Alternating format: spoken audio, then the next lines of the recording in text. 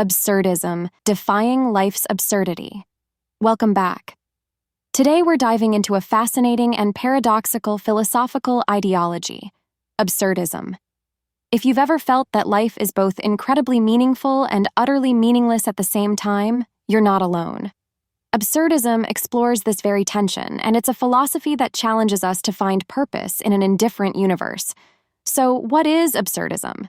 At its core, absurdism is the belief that there is a fundamental conflict between the human desire to find meaning in life and the silent, indifferent universe that offers none. This clash between our search for meaning and the universe's refusal to provide it is what absurdism is all about. The idea is that life's inherent lack of meaning leads to the absurd, a state of being where humans must confront the futility of their quest for purpose. The concept of absurdism is most closely associated with the French-Algerian philosopher and writer Albert Camus. Camus introduced the idea in his 1942 essay, The Myth of Sisyphus. In this work, he presents the Greek myth of Sisyphus as a metaphor for the human condition. Sisyphus is condemned by the gods to push a boulder up a mountain, only for it to roll back down every time he reaches the top. This endless, futile task is the perfect symbol for the absurdity of life. But here's where Camus offers a surprising twist. Instead of suggesting that we succumb to despair in the face of this absurdity, he argues that we should embrace it. Camus famously states, "One must imagine Sisyphus happy." The idea here is that, despite the futility of his task, Sisyphus can find meaning in the struggle itself. By accepting the absurd, by acknowledging the lack of inherent meaning, and still choosing to live fully, we can create our own purpose. So how do we deal with the absurd? Camus suggests three possible responses.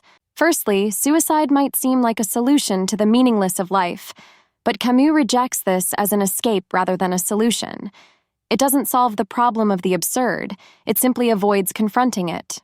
Secondly, there's the leap of faith, essentially turning to religion or some form of higher power for meaning. Camus also rejects this because he views it as a form of philosophical suicide, giving up on rational thought and embracing something irrational to escape the absurd. The third option, and the one Camus advocates, is to accept the absurd and live in spite of it.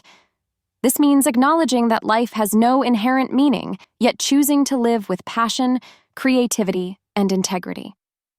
By doing so, we defy the absurd, and in that defiance, we find our own form of meaning.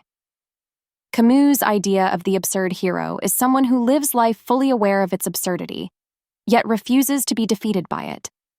This might sound bleak, but Camus sees it as an empowering and liberating perspective. If there is no predetermined meaning, then we are free to create our own. We are not bound by any external purpose. Our lives are ours to shape.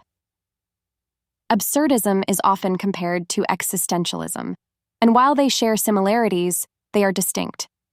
Existentialism focuses more on individual freedom and responsibility, while absurdism centers on the conflict between our search for meaning and the universe's indifference. So, why should you care about absurdism? In a world where uncertainty and ambiguity are constant companions, absurdism offers a way to navigate life without relying on false certainties. It encourages us to live authentically, to find joy in the struggle, and to create meaning in a world that offers none. Thanks for watching.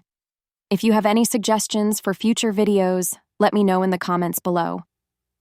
Until next time, embrace the absurd and live with passion.